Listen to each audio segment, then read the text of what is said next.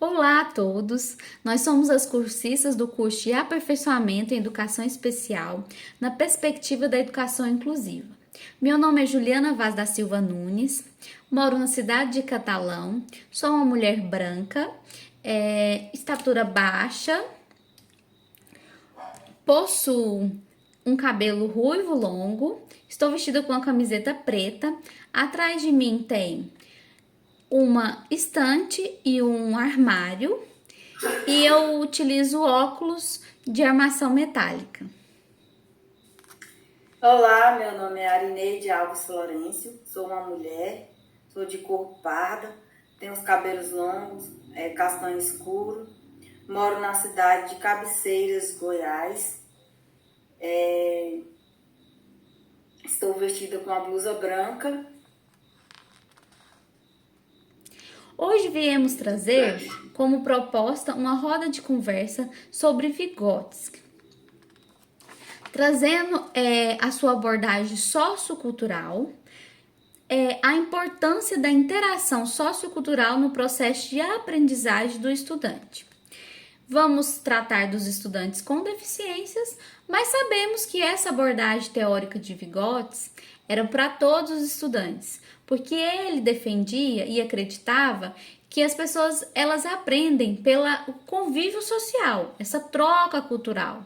Então, separar os estudantes, deixar pessoas em casa, na época deles, essas pessoas elas não tinham direito à educação, é um atraso para o desenvolvimento deles. Arineide, o que você quer falar sobre a zona proximal, a ZDP? Igual o Vygotsky defende, né, que essa zona proximal, que é a interação, né, aproximada do professor com o aluno, do aluno com os colegas, que isso aí vai fazer uma enorme diferença ali na socialização, no ensino-aprendizagem desses alunos, né? E sabemos que é importante, porque nós sabemos que para o desenvolvimento social da linguagem do ser humano, essa interação social, ela faz toda a diferença. E essas experiências aí de Vygotsky, a gente, na nossa experiência, nós sabemos que ela tem, tem os seus efeitos, né? Porque nós sabemos que essa criança, o primeiro convívio dela com a família, que ali através da família a criança vai se desenvolver. Aí vai para a escola, vai desenvolver ali o seu cognitivo, através dessa convivência social com os colegas, com os professores, né? Essa criança vai ter ali o seu desenvolvimento por completo, né? E como essa convivência na escola é importante, porque a escola é o primeiro passo do sujeito para ele interagir socialmente. É lá que ele vai aprender sobre horários, sobre regras, e é isso que ele vai refletir na vida adulta dele. Querendo ou não, quando a gente vai trabalhar, a gente também tem um horário para chegar, um horário para almoçar. E é na escola que começa isso. Então, isso é muito importante para esses estudantes. Eles saberem a hora deles se comunicarem, a hora dele, o momento certo, agora é a hora do almoço. As coisas não são em torno deles. E isso eles vão aprender estando na escola. Porque sozinhos na sua família, eles ficam muito assim, separados.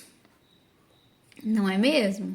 Sim, se a gente for pegar de exemplo uma criança que ela é uma criança que antes, né, de estar indo para a escola, uma criança que já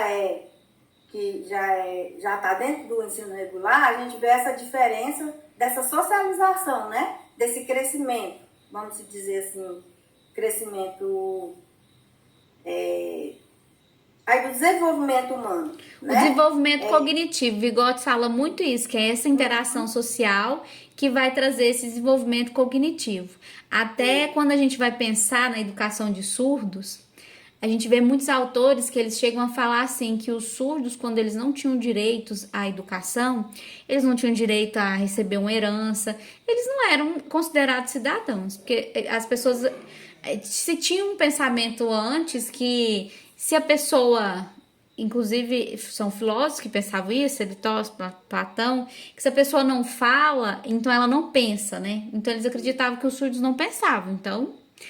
E aí tem autores que falam, né, que antes dessas pessoas estarem na escola, estarem na sociedade, de tanto falar que eles não compreendiam nada, muitos acreditaram nisso e não se desenvolveram, porque a língua é essencial para isso, para desenvolver o cognitivo da pessoa, a inteligência, as habilidades, a memória. E a gente percebe isso muitas das vezes, essa falta de interação, porque acaba que às vezes os estudantes com deficiência, às vezes eles não socializam tanto assim em festas como os demais. E a gente percebe que a escola é o lugar que dá isso para eles. Tanto é que, por exemplo, nas férias, a gente vê que alguns regrediram em alguns pontos. Às vezes voltam mais infantilizados. Sim, porque igual o Vygotsky defende, que a criança é o compartilhamento do saber, que um vai ajudando o outro a se desenvolver, né? Para depois ela se desenvolver sozinha, mas teve um apoio de outros para poder, né, se desenvolver, assim, de um modo geral, né? Então essa cultura essa cultura sociocultural aí é de suma importância aí para que, né, esses alunos venham crescer na sua totalidade, né? Outra coisa também que Vygotsky já falava naquela época e que hoje a gente vê muito em debate, vê até pessoas falando de atividades que contemplam tudo, a gente até vai estudar no curso sobre o desenho universal, é sobre a questão de você ver o indivíduo pelo seu potencial e não só pelo que ele não consegue ainda ou o que lhe falta. E isso é uma coisa muito importante, porque a gente vê que todos esses estudantes, sejam um deficiente intelectual ou um autista, ou com surdez, ou com TOD, ou vários outros transtornos que a gente lida, até mesmo o síndrome de Down, cada estudante é único, já parte por aí, né? Você não vai ter dois estudantes surdos com as mesmas vontades e desempenhos, como a gente também não tem os ouvintes, né? A gente é único, porque a gente também traz nossa bagagem dessa interação social em casa. Mas quando eles chegam na escola, você começar a avaliá-los pelo que falta é muito desmotivador. E, assim, fazendo isso, vamos dizer assim, que você põe limites, né? Limitando, né? E em relação a esse tema, não é limitante, não é para limitar, é para, não sei a palavra certa, né? Apresentar, né? Apresentar possibilidades para eles aprenderem. Se não for do jeito A, que seja do jeito B, porque às vezes o estudante ele é mais ouvinte, às vezes ele é mais visual, outros cada um aprende de uma forma, Por né? isso essa conceito da linguagem aí, né? Que a gente fala, a linguagem não é só a escrita e a fala. A linguagem ela é uniforme, né? Outra coisa também que os estudantes da educação especial têm muito é o compromisso com a aula. É difícil a gente ver um faltando e como eles gostam de interagir. Tem um evento na escola, a maioria gosta de ir. Se for festa junina, eles vão de roupinha. É um público que você não vê a dificuldade de, às vezes, falar assim, não vou vestir isso, não quero isso, não. Não, pelo contrário, eles gostam de estar interagindo. O ano passado, que eu acompanhava um aluno, ele estava doente e ia para a escola. O tanto que eles são compromissados, né? Que demonstram a vontade deles de aprenderem, estarem ali e se sentirem incluídos com aquilo. Sim. E eu creio assim, essa maneira essa convivência na escola, para eles, assim, eles se sentem amparados, se sentem valorizados, né? Eu acho que por esse meio, eles são bem dedicados. Para finalizar, eu gostaria de falar sobre a importância de se ter a educação especial, pois a gente sabe que esse espaço deles estarem hoje em dia dentro da escola com os outros estudantes é enriquecedor para todos. Tanto para os profissionais que estão ali em contato com eles, para os próprios estudantes com deficiência ou algum transtorno, mas ademais para os outros estudantes que não possuem deficiência. Porque a gente sabe que daqui a um tempo você vai ter um colega de serviço, ou você vai ser patrão de um funcionário, ou você até mesmo vai ter um cliente que tenha.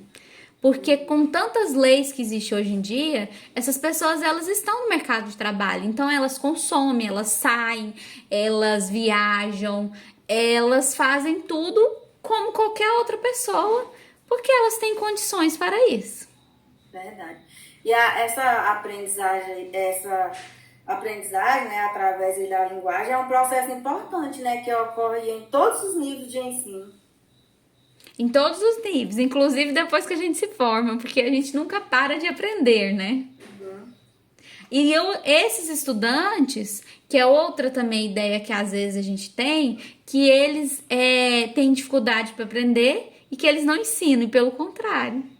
A gente se maravilha às vezes com opiniões que eles têm depois que eles se sentem mais confortáveis para falar, posicionamentos, visões de mundo. E isso tudo contribui para que se tenha mesmo uma educação que privilegia a diversidade. Verdade. E tudo isso aí é fundamental aí para esse crescimento humano, né? Para esse desenvolvimento humano, né?